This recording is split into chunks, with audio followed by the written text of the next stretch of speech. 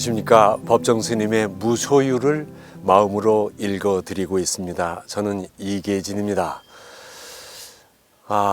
듣기 좋은 소리와 듣기 싫은 소리, 음악과 소음, 노래와 소음, 이 차이를 너무나 확연히 잘 알고 있죠.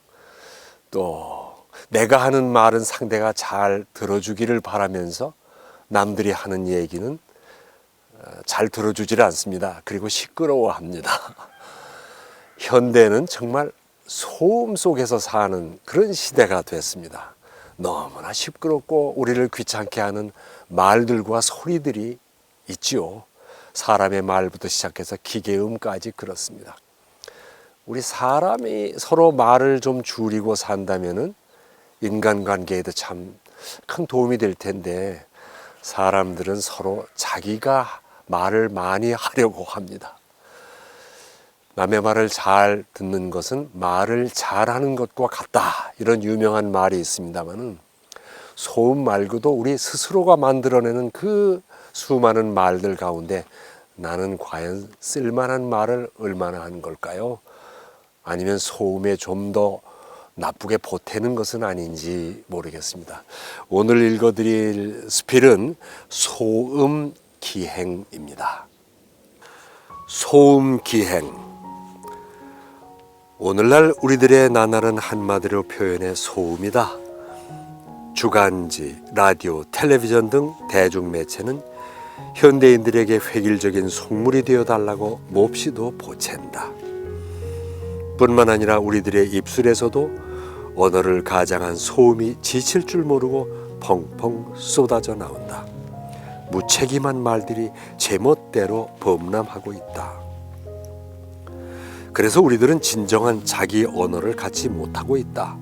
모두가 시장이나 전장에서 통용됨직한 비리고 살벌한 말뿐이다. 맹목적이고 범석한 추정은 있어도 자기 신념이 없기 때문일까? 이렇게 해서 현대인들은 서로가 닮아간다. 동작뿐 아니라 사고까지도 범석하게 동질화되고 있다. 다스리는 쪽에서 보면 참으로 편리할 것이다. 적당한 물감만 풀어놓으면 우르르 몰려들어 허우적거리는 무리를 보고 쾌재를 부를 것이다. 소음에 묻혀 허우적거리는 우리들은 접촉의 과소에서가 아니라 오히려 그 과다에서 인간적인 허탈에 빠지기 쉽다. 계절이 바뀌어도 뿌리를 내리지 못한 채 끝없이 방황한다. 잿빛 소음에 묻혀 생명의 나뭇가지가 시들어간다. 그러한 대지에 가을이 오니 그래도 마른 바람소리가 수런거렸다.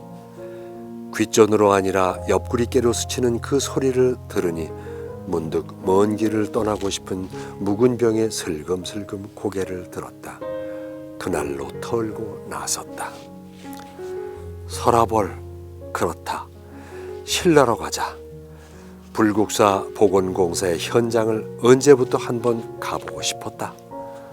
동대문 고속버스 정류장에서 경주행을 탔다. 자릿거라 나는 간다 소음의 도시여. 제3 한강교를 벗어나자 천장의 스피커에서 음악이 흘러나온다. 나그네 길에 가끔 들리는 음악은 정다운 길벗일 수 있다. 때로는 마른 바람소리 같은 구실을 해준다. 무심히 창밖에 던진 시야에 초점을 맞추어 주기도 한다. 그래서 여독을 씻는다고들 한다. 그런데 그것이 계속해서 울려 퍼질 때 그것은 정다운 길벗이 아니라 견딜 수 없는 곤욕이다. 그 음악이라는 것도 한결같이 파리똥이 덕지덕지 붙은 곡조들 뿐, 북에서 온 사람이 아니라도 왜 나만의 곡조와 가사는 저렇듯 청성맞고 병들어 있는가 싶다. 가히 자유대한의 그 자유라는 빛깔을 저렇게 각색해야만 하는가? 누가 이런 소리를 듣고 눈을 지그시 감을 수 있단 말인가? 견디다 못해 안내양에게 좀 쉬어가면서 듣자 했더니 그야말로 마이동풍이었다. 거듭 요구하자. 다들 좋아하시는데 왜 그래요? 하면서 눈을 흘겼다.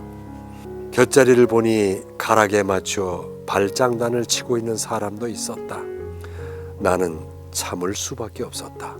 수행자라는 알량한 체면 때문에. 내가 낸 돈으로 차가 달리고 있는데 거기에 내 뜻은 전혀 개입될 수 없다.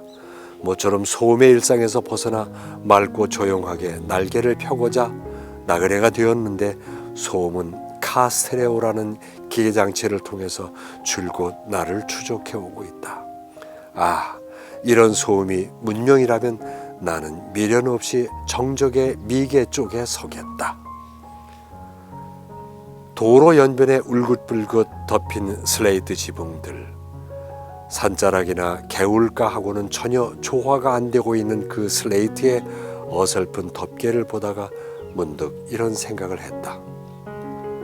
대한민국의 유행가를 있는 대로 몽땅 내뱉으며 달리고 있는 이 고속버스가 네 바퀴 달린 차량이 아니고 하나의 국가라고 한다면 그것은 공포요 전율이었다. 차를 몰고 가는 운전수와 차장격인 정부는 국민의 식성에는 아랑곳 없이 자기들이 좋아하는 가락만을 줄기차게 틀어댈 것이다.